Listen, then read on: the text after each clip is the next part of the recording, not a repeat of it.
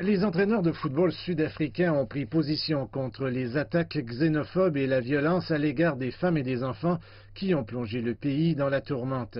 L'entraîneur de Mamelodi Sundowns, Pitso Mosimane, a ajouté sa voix pour dénoncer les événements tragiques et appeler les Sud-Africains à respecter leurs concitoyens africains, tout comme son club a été adopté par les fans locaux lors de leur voyage à l'étranger.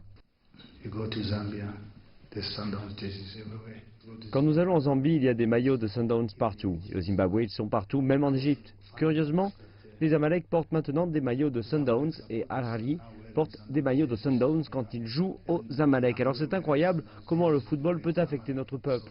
Les troubles ont amené les fédérations zambiennes et malgaches de football à annuler leurs matchs amicaux contre l'Afrique du Sud, contraignant le nouvel entraîneur-chef, Molefi Nseki, à renoncer à ses projets et à renvoyer ses joueurs dans leurs clubs respectifs.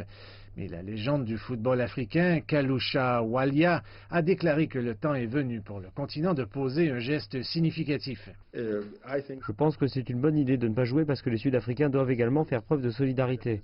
Mais le plus important, c'est ce que nous pouvons dire, que les gars prennent la parole pour dénoncer la situation en tant que membres de la communauté.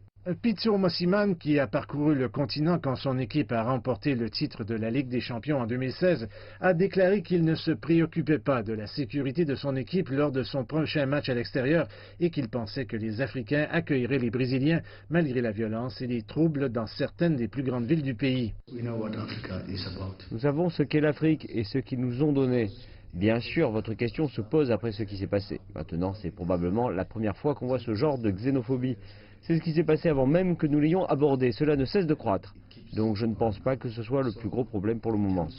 C'est un appel des entraîneurs de la nation arc-en-ciel à condamner ce qui s'est passé et à souligner que la xénophobie n'a pas sa place et que le sport, qui unifie le continent depuis de nombreuses décennies, continuera à le faire, quels que soient les défis auxquels l'Afrique est confrontée.